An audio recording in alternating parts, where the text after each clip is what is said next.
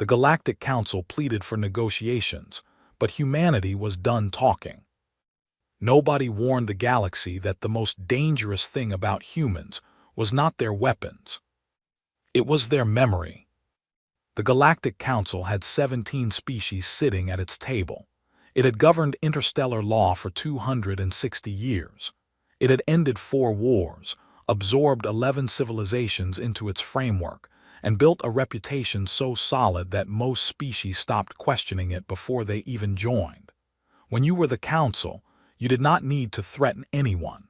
The weight of your history did it for you. That weight had always been enough. Until the day a human woman named Dana Os walked into the Council's own trade review chamber on the station Oran 9 and placed a single data chip on the table in front of Prime Speaker Asun. She did not speak first, she let him pick it up. Asun held it between 2 of his 4 fingers and looked at it the way powerful people look at small things, with the particular patience of someone who already knows they will not be surprised. He slid it into the chamber reader. The display opened. It was a list, 743 items long. Each item was a date, a location, a description, and a reference to the specific Council agreement it violated. Trade route closures that were classified as technical maintenance. Supply inspection delays that ran 6 months past legal limits. 3 colonies flagged as disputed territory without the required notification period under Section 14 of the Contact Accord. Resource allocation votes where the human bloc was excluded on procedural grounds that did not apply to any other species. A medical supply shipment to the colony Darren 6 that was held at a Council checkpoint for 11 weeks, while a fever outbreak killed 412 people. And at the very bottom, items 742 and 743. Marin 2, Solon 4. Both listed not as destroyed colonies, but as their official Council designation, unresolved territorial disputes, pending review. Asun read through it. He did not read all 743 items. He read enough. He set the chip down.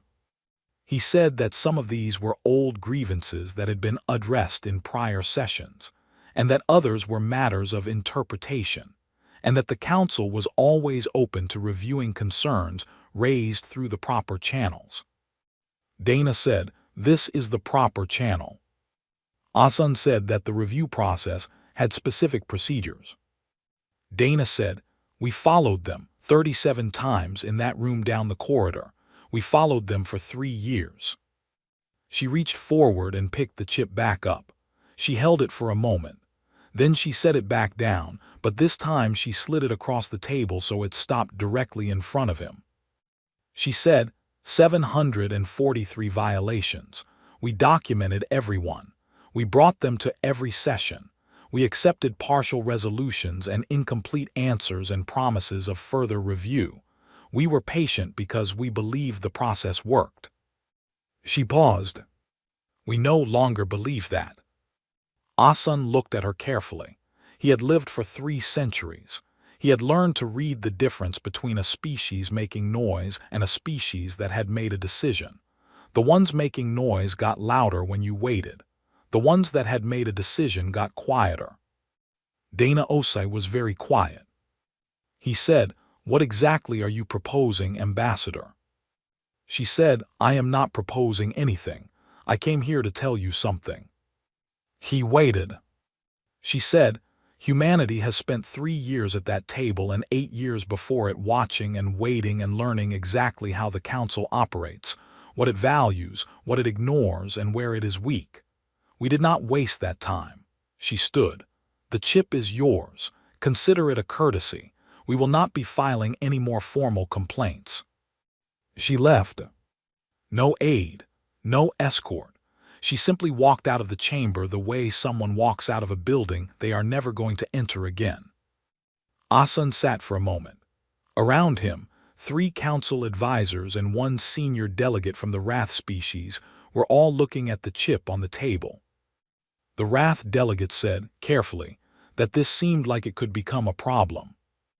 Asan said humans had been a small problem for years and had always found their way back to the table.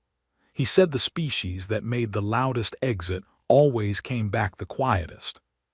He believed that when he said it. He picked up the chip and handed it to an aide without looking at it again. 3 weeks later, a council sensor post in the outer systems went dark. Then a second one. Then, on the same night, 11 monitoring buoys along the human border stopped transmitting simultaneously. The technician who reported it to the council's intelligence division noted that the buoys had not malfunctioned. Their signals had been cleanly cut, one by one, in a sequence that moved from east to west across the border like someone drawing a line. The intelligence division filed a report. It was flagged as a mid-level concern. It was put in the queue behind 4 other items. Nobody connected it to the woman who had walked out of the trade review chamber 3 weeks earlier. Nobody connected it to the data chip still sitting in an aide's intake tray, unread, because Asan had already decided he knew what it was. Somewhere on the far side of that dark border, in a region of space that showed nothing on any council chart, 212 ships sat quiet and ready in the dark. They had been ready for a long time. They were simply waiting to be told that the talking was finished. When the word came, it came in 4 words from a man named Ray Holt, transmitted fleet-wide on a channel the council did not know existed. The ships began to move. The first sign that something was wrong came not from a sensor or a report, but from a sound. Subcommander Yura had been stationed on Oran 9 for 2 years. She knew the station the way someone knows a place they have lived in long enough to stop seeing it clearly. She knew the rhythm of the council chamber, the particular way voices echoed in the upper tier during a full session, the specific hum the station made when it rotated through shadow. She knew all of it without thinking about it. So when the sound changed, she noticed.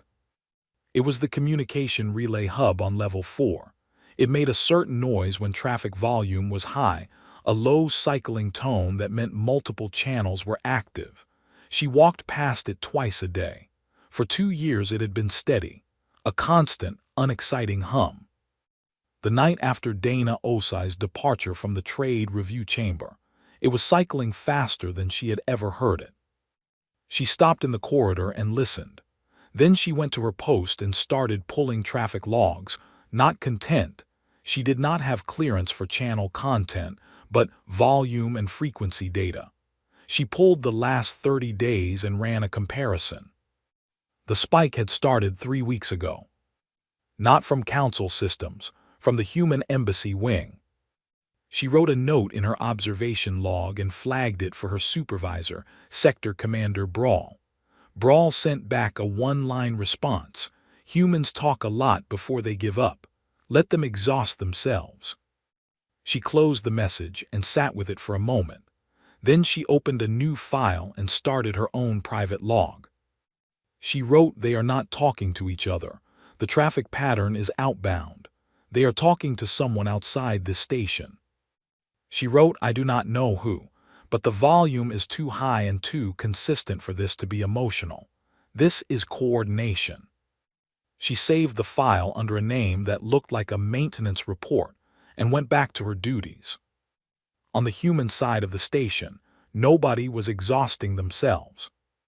The embassy team on Oran 9 was 6 people. Their job for the past 3 years had been to support Dana Osai during negotiations and to do one other thing that their official posting documents did not mention: observe everything. Every council session they were allowed to attend, every public corridor, every species delegation they could talk to, the way supplies moved through the station, the way security rotated, the precise location of every relay, sensor cluster, and communication node they could find. They had very detailed notes. Those notes had been going encrypted to Admiral Ray Holt's command ship for 3 years, every week, without interruption. Holt had used them to build something. The full picture of what he had built would only become clear to the council later, much later, after the fact. But the shape of it existed in a briefing room on the UES Unyielding, where Colonel Finn Ajora sat across from Holt and a table covered in star maps, and listened to what she was actually leading her ground forces into. She had known the mission outline. She had not known the full intelligence foundation under it. Holt walked her through it without rushing. The Council's ground forces on Dara 5 were organized into 3 garrison clusters. Their supply dependency ran through a single orbital depot. Their communication protocol required confirmation from orbit every 6 hours, and if that confirmation did not come, their standing order was to hold position and await instruction, not to act, not to advance, just to hold. That order existed because the Council had never fought on a world where their orbital support was in question. They were about to. Ajora asked about the colonists. Holt said the colonists of Dara 5 had been passing information to human intelligence for 14 months through a method that the Council's occupation forces had never detected. Ajora asked what method. Holt said the colonists had figured out that the Council's signal monitoring system had a gap in its detection range at a specific low frequency. The gap existed because no known species used that frequency for communication. The signal degraded too fast over distance to be useful. Humans had known about the gap from early contact scans and never mentioned it. For 14 months, the colonists of Dara 5 had been using modified personal music devices to transmit at that frequency to a relay the size of a boot heel, hidden in the rocky terrain of the eastern ridge. Ajora was quiet for a moment. She said they figured that out themselves, the colonists. Holt said yes. She leaned back in her chair and looked at the map of Dara 5 for a while. She said, "The Council thinks we are a species that needs to be managed." Holt said nothing. She said, "They do not understand what kind of species builds a colony on a rock in the middle of nowhere, and then, when someone occupies it, spends 14 months quietly building a way to fight back using music players." Holt said, "No, they do not." He rolled up the Dara 5 map and replaced it with a wider one.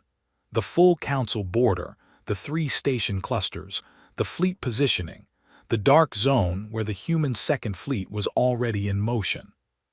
The Council's most recent intelligence assessment of human military capability was 8 years old. It was also wrong in ways that went beyond just the numbers. It had assessed human strategic behavior as reactive, a species that moved after being hit, not before, a species that needed a reason to act. The assessment missed the central fact about humanity, that Ura was beginning to piece together from communication traffic logs on level 4 of Oran 9. Humans did not need a reason to act. They needed a reason to stop. They had not been given one. The fleet crossed the border at the same moment on every sector. No build-up, no warning signal, no declaration. The Council's sensor posts that should have caught the movement had gone dark 3 weeks earlier, one by one in sequence like someone drawing a line. By the time Brawl's office received the first alert, the line was already behind them. The Council had a doctrine for first contact with hostile forces. It was called the Measured Response Protocol, and it had been written 200 years ago by a strategic council of the 7 founding species. The protocol assumed that any aggressor, upon seeing a Council military response of sufficient scale, would calculate the cost of continued conflict against the probability of winning and choose to negotiate. Every species the Council had ever faced had eventually made that calculation. The protocol had never failed. Station Commander Reth of Vera 3 followed it exactly. When his sensors showed 41 ships surrounding the station, he did not panic. He sent the standard distress signal to Council Fleet Command and began the measured response sequence. He sealed the docking ports. He raised shields. He activated the point defense grid. He sent a formal challenge to the surrounding vessels demanding they identify themselves and state their intent under Council law. The response came back immediately on an open channel, in clean standard Verk with no translation lag. A human voice, male, calm. It said, "Commander Reth, your station is surrounded. Your crew will not be harmed if you stand down now. You have 50 minutes. Then it closed. Reth sent the message to Council Fleet Command with his own annotation. Human military vessels, non-standard configuration, weapons hot but not aimed, crew behavior disciplined and coordinated. He recommended a response fleet of at least 60 ships. Fleet Command sent 80. The 80 ships arrived through the nearest transit point 22 minutes later. Reth watched them come in on his tactical display and felt the particular relief of a person who has bet on the right outcome. 80 ships against 41. The humans would calculate, they would see the math, and they would pull back or open a negotiation channel. He watched the human ships. They did not pull back. They did not open a negotiation channel. They rotated the whole formation, 41 ships, in a coordinated turn that took less than 90 seconds, and the formation shape changed. It had been a ring. Now it was something else. Reth did not have a word for the new shape because it was not in any tactical reference he had ever studied. It was not defensive. It was not a standard aggressive wedge. It was layered in a way that meant every human ship had a clear line of fire at something. And every human ship was also protected from at least 2 angles by the position of another. The Council fleet came in fast, as doctrine required. Aggressive entry, overwhelming presence. The protocol said this was the moment the other side calculated. The human ships fired first. Not at ships, at the transit point. Reth stared at his display. The transit point, the region of space the Council fleet had just used to arrive, lit up with a spread of low-yield charges that destabilized it completely. It would take hours to restabilize. The Council fleet could not retreat the way it came. They had not just surrounded Verath 3. They had closed the door behind the response fleet. The battle that followed did not last long. Reth watched it from the station with a feeling that started as confusion and became something harder to name. The Council ships were not outgunned in any obvious way. Their armor was solid. Their crews were experienced. But the human ships moved as if they had already seen this engagement before, as if someone had shown them every move the Council would make, and they had spent months building specific answers to each one.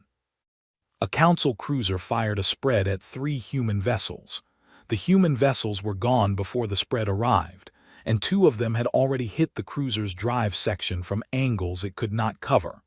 A Council destroyer tried to break through the formation's left edge. The formation's left edge opened, let it through, and then closed around it like a hand. Reth sent a second message to Fleet Command. He flagged it critical. He wrote, "They are not reacting to us. We are reacting to them. Everything we are doing is exactly what they expected." The message went unanswered because Fleet Command's communication relay was experiencing interference that had started, Reth realized only later. At the exact same moment, the human formation had changed shape. Yura was not at Verath 3. She was on Oran 9 watching the battle through the tactical feed that Council intelligence was pulling from Reth station sensors. She sat in the intelligence monitoring room with 2 other analysts and said nothing for the first 40 minutes. Then one of the other analysts said that the human formation had to break soon. It was statistically impossible to hold a formation that complex under fire for this long without errors. Yura looked at the display. She counted the human ships still in their original positions. She counted the Council ships that were drifting. She said quietly, "They are not holding it under fire. We have not hit them enough to force an error. We keep targeting their hulls, and their hulls are not where we think they are going to be." The analyst said that was not possible at this volume of engagement. Yura said, "Look at the impact records. How many direct hull hits in 40 minutes? The analyst looked, he was quiet. Yura said, 11, on 41 ships, in 40 minutes. She let that sit. Their hulls are not lucky. Their formation is designed so that when a ship needs to move, the ship behind it covers the position before anything can target the gap. They are not dodging our fire. They have built a system where our fire lands on empty space because something moved there on purpose. She picked up her personal recorder. She started noting everything she was seeing in precise language. She was not going to let this knowledge disappear into an ignored report. The battle ended when the last council ship went to emergency drift and the human fleet ceased fire simultaneously, as if a single switch had been thrown. Reth's station was boarded within the hour. The team that came aboard was professional, quiet, and he noticed this because he did not expect it. Careful. They moved through the station without damaging anything. They directed his crew to a secure area with water and rations already laid out. One of them spoke to him in formal verk and explained, item by item, what his rights were as a prisoner of war under human law. He said afterward, in his official post-capture statement, that the most disorienting thing had not been the battle. It had been the water and rations. He said, they had already prepared for us, before we were prisoners, before the battle was over. They already knew we would be sitting somewhere needing water. He paused. A species that plans that far ahead in that direction, I did not know what to do with that. Neither did the council. But they were about to find out. The council soldiers on Dara 5 had a name for the eastern quarter of Harrow. They called it the Quiet District because nothing ever happened there. The streets were narrow and the buildings were low, and the colonists who lived there mostly kept their shutters closed and did not make trouble. Patrols went through twice a day and came back with nothing to report. The garrison commander had stopped assigning experienced soldiers to the eastern quarter 8 months ago. He put his youngest there. It was easier duty. He did not know that the eastern quarter was where every piece of information about his garrison had been collected, organized, and transmitted for 14 months. He did not know because he had stopped looking. A council soldier named Voss, 19 years old, assigned to the eastern quarter precisely because it was easy, was on the early patrol the morning everything changed. He walked the route he always walked. He passed the old water junction with the crack in the pipe that had never been fixed, the prefab wall someone had painted a faded yellow, the corner where an old man always sat and never looked up from whatever he was carving. The old man was not there that morning. Voss noticed. He told himself it was nothing, people slept in. He continued the patrol. 3 blocks later, he turned a corner and found the street empty in a way that felt wrong before he could explain why. Every morning there was a woman who swept her front step at this hour. There was always a group of children crossing toward the school path. There was always some kind of noise, voices, tools, the sound of a colony that was occupied and unhappy but still alive. The street was completely silent. Voss stopped. He looked left and right. He reached for his communication piece to call the garrison. The communication piece made no sound. He looked at it, he checked the frequency. He tried again, static. He started walking fast back toward the garrison, then faster. Then he turned a corner and stopped because the street ahead of him was blocked, not by soldiers or barricades, but by 3 colonists standing still in the middle of the road looking at him. Just looking, not threatening, not moving, just present like a wall made of people. He turned to go around them. The alley he turned into had 2 more. He turned again, 3 more. None of them said anything. None of them had weapons. They just stood. Every route back to the garrison had people in it, not blocking him with force, blocking him with presence, with numbers, with the absolute stillness of people who had planned exactly this and had been waiting for exactly this morning. He sat down in the middle of the street and decided the safest thing he could do was stay exactly where he was. Later he would write in his post-capture statement that he had been frightened, but not of what he expected to be frightened of. He had been frightened because he suddenly understood, sitting in that street, that the occupation he had been part of had never been as secure as anyone told him. He had been walking through a city that was watching him every single day, learning him, building something around him that he could not see. And when it was ready, it closed. He said, "The most terrifying thing was that they did not need to hurt me to make me understand that I had already lost." Colonel Fenn Ajora had designed it that way. She had spent 4 months studying the colonist intelligence before she stepped foot on Dara 5. She knew Voss's patrol route. She knew all 17 patrol routes. She knew which garrison soldiers were veterans and which were young, and she had built a specific plan for the young ones that did not require anyone to get shot. She called it soft containment. The colonists had understood it immediately and implemented it without any additional instruction. They had been ready longer than she had. The garrison fell in layers.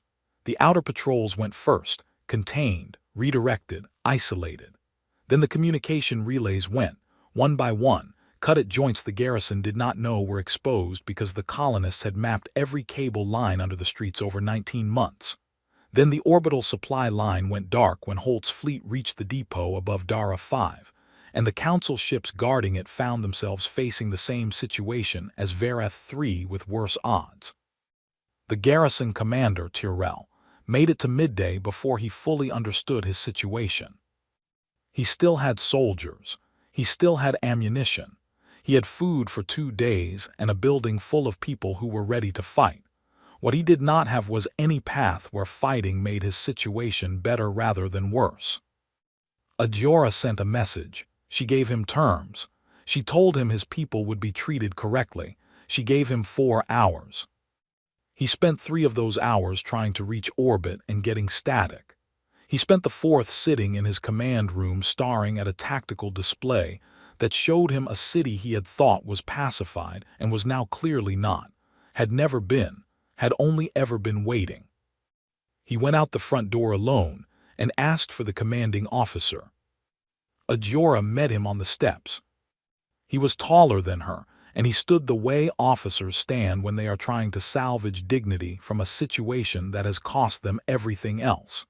He said his soldiers were professionals, and he expected them to be treated accordingly. She said they would be.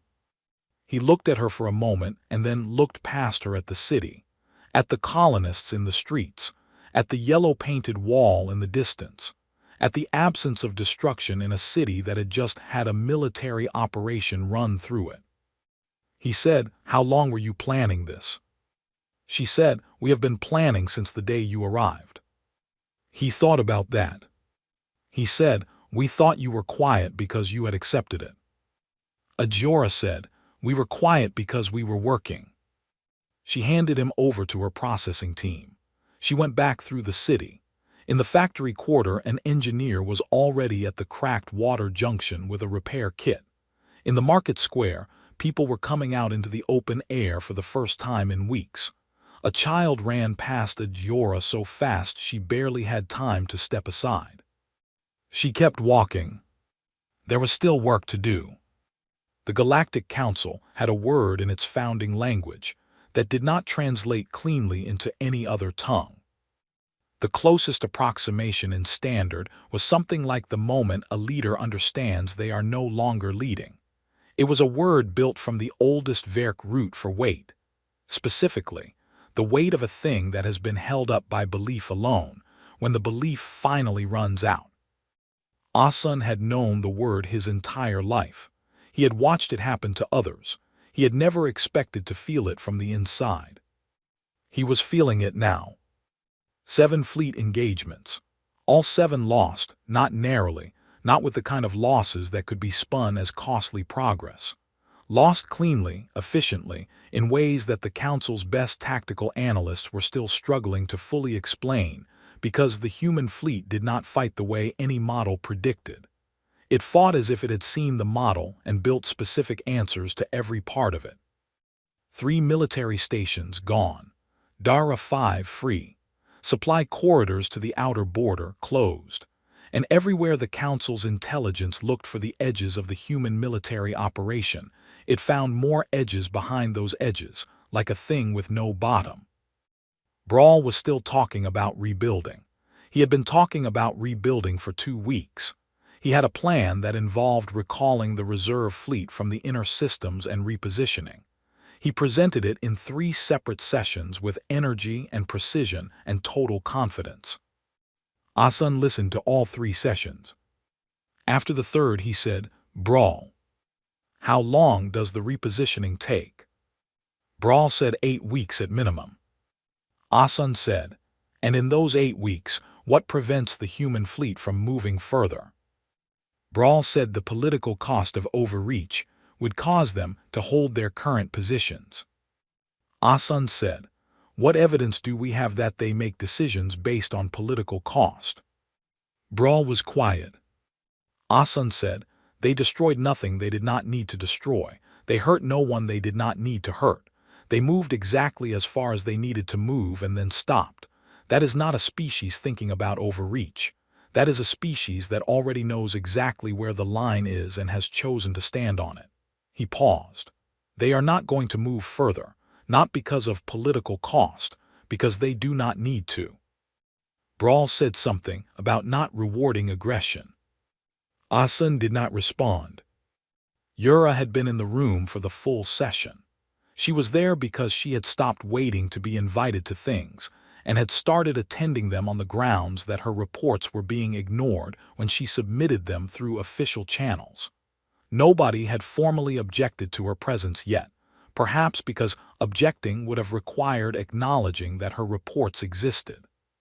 She had 17 reports in the official system. All 17 were marked received. None had a response. When Brawl finished his argument, and the room shifted into the particular restless silence that happened when a debate was going nowhere, Yura stood up. She did not ask permission. She had stopped asking permission 2 weeks ago. She said she had something the council needed to hear, and she was going to say it once. Brawl told her this was not the forum for a subcommander's observations. She said, "Then you should have read my reports, because I have been submitting these observations for 5 weeks, and they have been sitting unread in a system that sends automatic confirmations. I know they are unread because 3 of the things I predicted in those reports have since happened, and if anyone had read them, we might have made different decisions." The chamber was quiet. Asan said, "Speak." She spoke. She had been tracking human behavioral patterns across every engagement, every communication, every observed action from the point Dana Osai left the trade review chamber to the present. She laid it out in order. The way the border sensors went dark 3 weeks before the fleet moved, not randomly, but in a deliberate west-to-east sequence that eliminated council early warning without triggering a response because each individual loss looked like a technical fault. The communication spike from the human embassy on Oran 9 that she had flagged and been told to ignore, which in retrospect was the coordination signal for the fleet movement.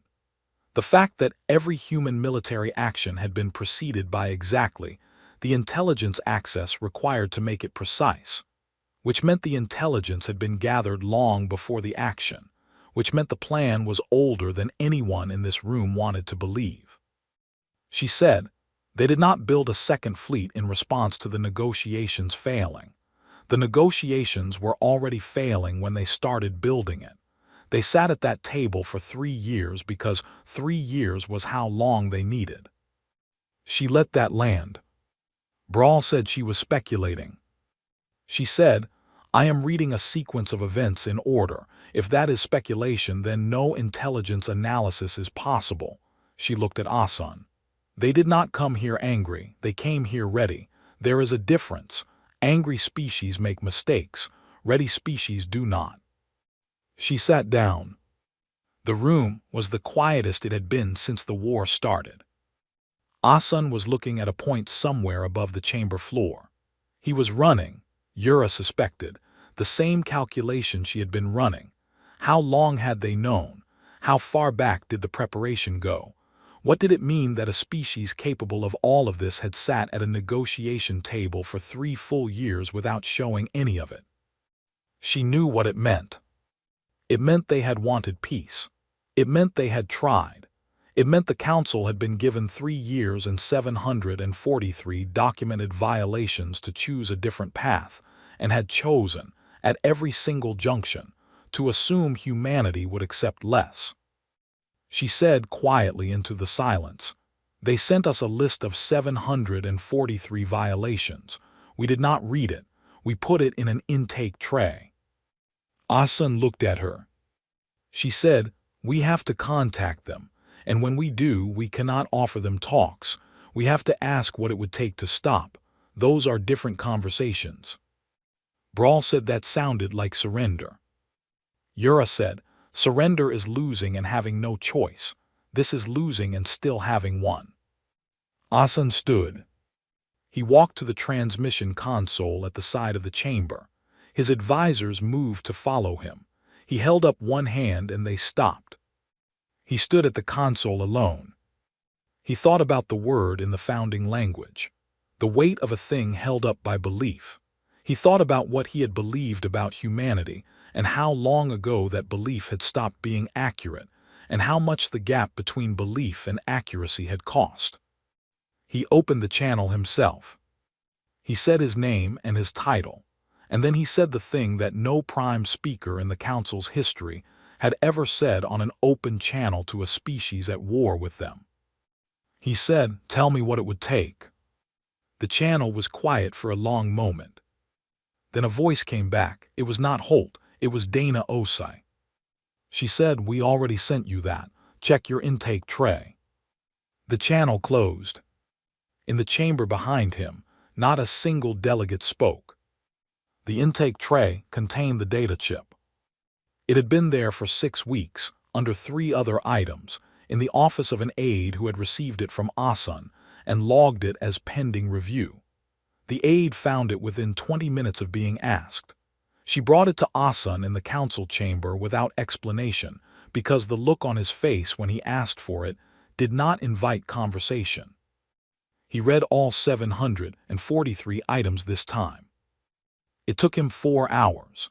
He sat alone in the chamber with the door closed and read every date, every location, every description, and every reference to the specific council agreement it violated. He read about the trade route closures and the supply delays and the medical shipment that sat at a checkpoint for 11 weeks while 412 people died of a fever on Darren 6. He read about the 2 colonies at the bottom of the list, Marin 2 and Solon 4, listed under their official council designation as unresolved territorial disputes pending review. He sat with that for a long time. Then he called his chief administrator and told her to open formal communication with the UES Unyielding. He said the council was prepared to receive humanity's terms in full session. He said the session would be recorded and the record made available to every council member species. The administrator asked if he wanted legal counsel present. He said no. He said, "We do not need counsel, we need to listen." Dana Osai came to the full session alone. No aide, no legal team, no second chair. She walked to the central platform the same way she had walked out of the trade review chamber 6 weeks ago, steady, quiet, completely at peace with where she was going. She read the terms, 4 of them: freedom of movement, return of the colonies, reparations for Marin 2 and Solon 4. She was clear that the reparations were not a negotiating position, they were a fact, and the only discussion would be about amount, and a full equal seat on the Galactic Council. She finished and looked at the room. She said, "We are not interested in destroying the Council. We are interested in being part of it on terms that are actually equal. That is all this has ever been about." The debate before the vote took 2 hours. 4 species block voted against. Dana sat in the observer section and waited with her hands folded in her lap, watching the chamber the way she had watched it for years, carefully, without the particular hope that used to make the watching painful. The vote passed. Brawl's arrest happened in a corridor which felt appropriate. No ceremony, no public moment. 2 council security officers and 1 human legal observer arrived at his office door. The charges were read under council law, which had provisions against the deliberate destruction of inhabited worlds that had simply never been applied to a council commander before. He looked at the charges. He looked at the two officers. He looked at the human observer standing slightly behind them. He said he would require his legal team. The observer said that was his right, and they would wait. He was in custody within the hour. Asun's removal took a different form. He submitted his resignation before anyone asked for it.